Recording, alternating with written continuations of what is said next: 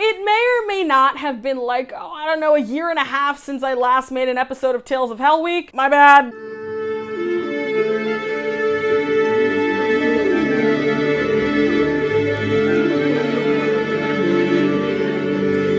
What's up, internet? It's your favorite hopelessly inconsistent YouTuber. Right now, as you're watching this video, I am probably in a theater somewhere attempting to speak German and failing miserably at it. You guys all know the drill. You sent in your stories and I'm gonna read them. Let's go. Once during one of our shows, Camp Rock, a support for a platform broke in the middle of it and tech kids had to hammer it during the show to the beat of the music unnoticed. It was wild. I was in Alice in Wonderland Jr. almost 10 years ago, which is a horrible show if you aren't familiar with it, and I vividly remember the caterpillar's bubblegum leaking all over the prop table backstage. I'm a high school theater director. 2 years ago, we were doing Over the River and Through the Woods. Over our tech weekend, we had built a really nice set. Some paneled flats, working window, door, archway, etc. It looked great. We left Saturday evening tired, but pleased. Come Monday morning, the week of the show, the church that uses our auditorium had not only moved every piece off the stage, they broke the wood to get it apart. Splintered wood. I have never been quieter with rage. Y'all, I feel like this goes without saying, but I'm gonna say it anyway because I keep getting stories like this. If you share a space with somebody else, just maybe, I don't know, don't touch their things. And if you have to literally break something to like get it out of your way, and you shouldn't be touching it in the first place, like maybe the fact that you literally have to break the wood apart to get it to move is a sign that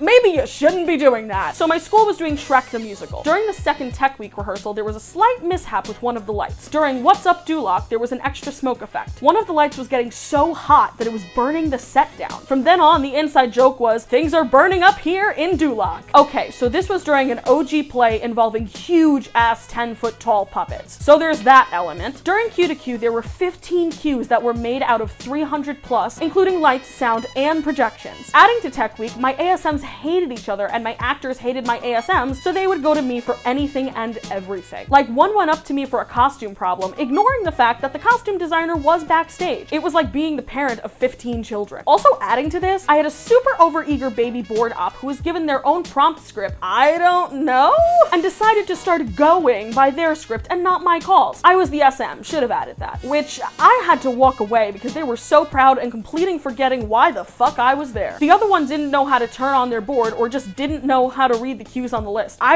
Those were hell days for me. That story went from 0 to 60 real quick. I mean, honestly, the second I read the words 10-foot tall puppets, I knew I was in for something wild, but oh my god. My first show ever running sound, we did Auntie Mame for our fall play. For the horse scene, we had coconuts. Our director was supposed to clap them together to sound like hoofbeats, leaning outside of the tech booth window. Our actress playing Mame had to run around the back area of the theater as if she was getting run around by a horse. Our director dropped the coconuts on her head as she ran by, giving her a concussion the day before the show. We didn't have an understudy. So first of all, the second I read coconuts, all I could think of is like the opening scene of Monty Python and the Holy Grail, where you hear like hoofbeats in the distance, but when you could finally see like the person that is supposedly riding a horse, it's just Tim Curry as King Arthur prancing like this, like he's riding a horse, but he is so not. And the person clapping the coconuts is like his loyal squire Patsy, who's like carrying all of this shit, but he's just like following King Arthur, just clapping coconuts to give the illusion of a horse. So that being said, let's leave the coconuts as horses to Monty Python. We were doing a new play about the White Rose Martyrs in World War II. However, it felt like something was determined that this show would not happen. Our Revolve would not spin without people pushing it, forcing us to delay our first tech run by an entire day. Next, we had to open up the stairs to the pit so someone could try and fix the Revolve again, and the lighting designer fell in the pit and sprained his ankle. Later, an actress went to the hospital for kidney stones and the projections guy had an allergic reaction to cornbread. The assistant director had hurt her ankle earlier that week, so we had 2 people in the hospital and 2 who should have gone. Even after the Revolve was fixed and people got back from the hospital, the actress managed to resume her role and the projections guy was mostly fine. We had 2 deck crew, me and the guy on curtains, and 2 ASMs. This meant that actors had to help with almost every scene move, and there were more than 40 scenes, which were all set on the Revolve while other scenes were going. Also, one ASM managed to trigger an old back injury, and she was supposed to run the computer for the Revolve, so she was reassigned, and a dresser, we had extra dressers, took over the Revolve. We had a few other minor things go wrong, like a flag drop not working properly on the last 2 days of dailies, but working fine once shows started, and a couple of scenes getting stuck on stage during other scenes because we set things slightly wrong wrong because the Revolve didn't have any spike tape on it. However, most audience members couldn't tell when we messed up, and the show went on despite the insane number of obstacles. It actually somehow turned out great, but it was quite stressful. And that's about the end of the story. Thank you so much to everybody who sent in a story. A very happy opening night to everybody in Deflator Mouse. Leave a comment down below of some of the craziest things that have happened to you during a show. Like this video if you liked it, hit that subscribe button if you haven't already, turn on notifications because YouTube is broken, and I'll see y'all in the next video. Adios, Internet.